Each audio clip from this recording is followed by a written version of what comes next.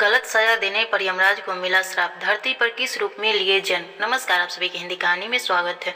Video को like करिए, नए हैं तो चैनल को सब्सक्राइब कर लीजिए, प्यारा सा कमेंट करिए और आइए जानते हैं यमराज के जन्म के बारे में कहानी।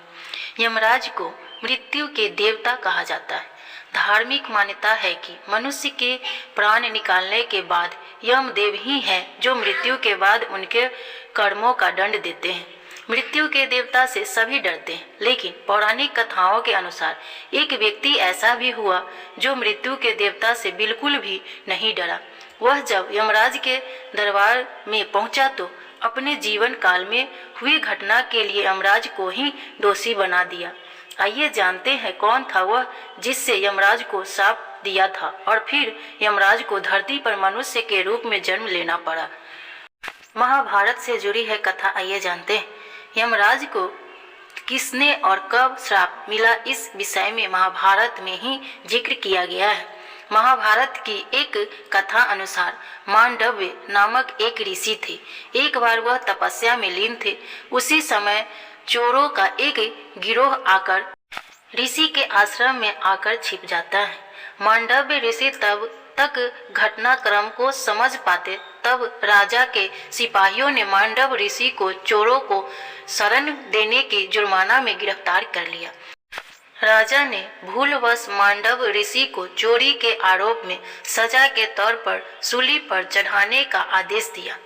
आश्चर्य की बात है कि सूली पर कुछ दिनों तक चढ़े रहने के बाद भी जब मांडव्य ऋषि के प्राण नहीं निकले तो राजा को अपनी गलती का एहसास हुआ और उन्होंने ऋषि से क्षमा मांगकर उन्हें छोड़ दिया।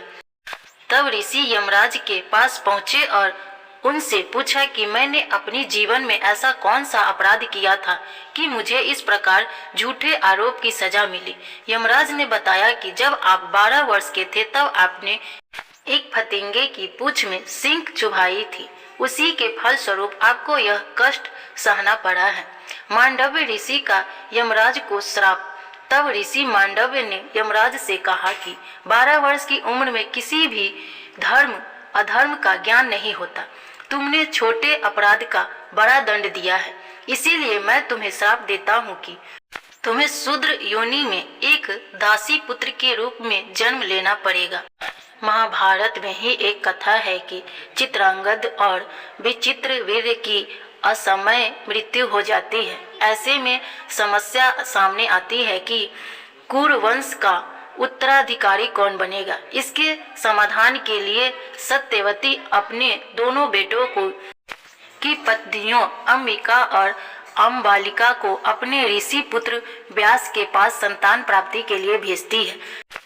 एक पुत्र अंधा और दूसरा पुत्र रोगी हुआ। जब सत्यवती को इस बात का पता चला तो उन्होंने बहुओं को फिर से व्यास के पास जाने के लिए कहा। इस बार अंबिका और अम्बालिका ने अपनी जगह अपनी एक दासी के भेज दिया। दासी गर्भवती हुई और उसने एक स्वस्थ संतान को जन्म दिया। यह संतान विद्वान और हर तरह से योग्य थी। दरअसल ऋषि मांडव्य के इसी श्राप के कारण यमराज ने महाभारत विदुर के रूप में जन्म लिया। विदुर कोई और नहीं बल्कि शाप के कारण मनुष्य रूप में जन्मे स्वयं यमराज थे।